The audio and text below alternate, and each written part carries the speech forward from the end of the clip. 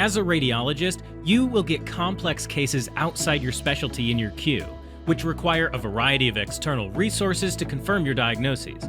Not only is this time-consuming, it can be difficult to find trusted resources quickly. With increasing patient loads and demands for fast, accurate diagnoses, radiologists are experiencing high levels of stress and burnout.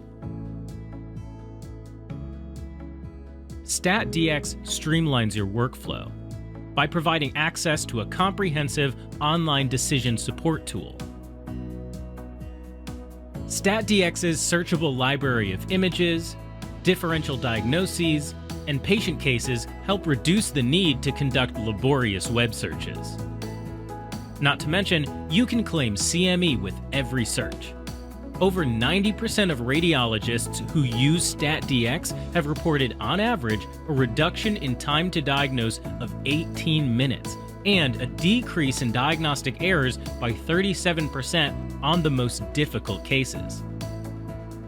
STATdx can help to streamline your workflow, decrease your stress and rate of burnout, and help improve patient outcomes with fast, accurate decision support.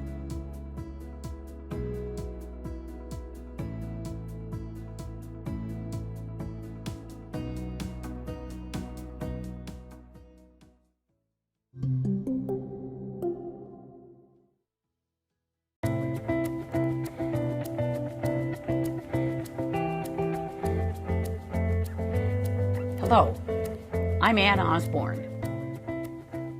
I'm going to show you a case of an 8-year-old male who was brought to the emergency room by his parents because he'd been complaining of headache and then was starting to throw up. A quick examination showed signs of increased intracranial pressure, and so an emergency CT scan was ordered. Let's take a look at 2 representative images.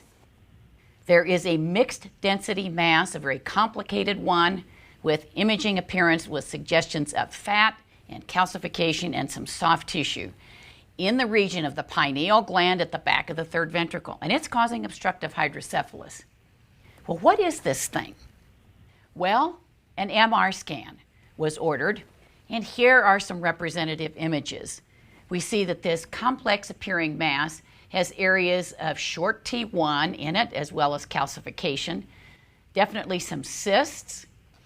With the FLAIR scan, we can see the obstructive hydrocephalus and the periventricular accumulation of interstitial fluid, cysts, and some moderate enhancement of the mass. More information, but we're still left with wondering what this is. What can you do? Well, you can fire up STATdx. Here's the opening page of STATdx. Pineal gland mass. Right at the top of our list is a differential diagnosis, a DDX, for pineal gland mass. So let's click on that and have a look. Just what I need. So did it look like a uncomplicated pineal cyst? No. Did it look like a germinoma? Not really. What about a pineocytoma? No, I don't think so. Let's look at teratoma. And here's a graphic design of a teratoma. This starts to look a lot like what it is that we were looking at. But what I might want to see is our case spectrum. And we've got 8 cases. The first one, the most common appearance, is the one that's right on the top. And here we see 2 images. That looks very much like what we were looking at. And here's another one. Looks very much like what we're looking at. So now I think that it's likely, comparing these differential diagnoses, that what we're looking at is a pineal teratoma. Could we be sure? Is there anything else we can do? Yes, there's another online tool available that has a lot of clinical and pathology information that complements what we see on STATdx, and that's Clinical Key. I'm going to begin typing in pineal And now we begin to see pineal gland and pineal tumor. Here's what I want. Neoplasms of the pineal gland, published just in 2013. So I'm going to click on that.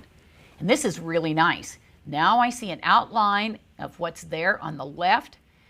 I think that this is going to fall into the category of a teratoma. Whoa, this is really cool.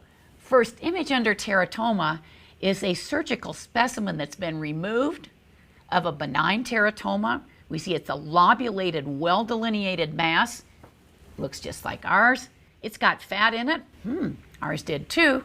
It's got cysts. It's got some solid portions. And this is almost surely now a benign teratoma. By putting together the imaging differential diagnosis and coming up with our most likely diagnosis based on the imaging studies, and putting the clinical and pathologic information together from Clinical Key, and finding exactly what it is that we think we're looking for, we can tell the neurosurgeons that we are almost surely dealing with a benign mature teratoma, that further imaging of the neuraxis isn't necessary. And we know, and now they know, what they will likely find when they go in and take out the tumor. Better for us, better for the neurosurgeons, and certainly much better, more efficient, and more accurate diagnosis for the patient and patient care. Thank you.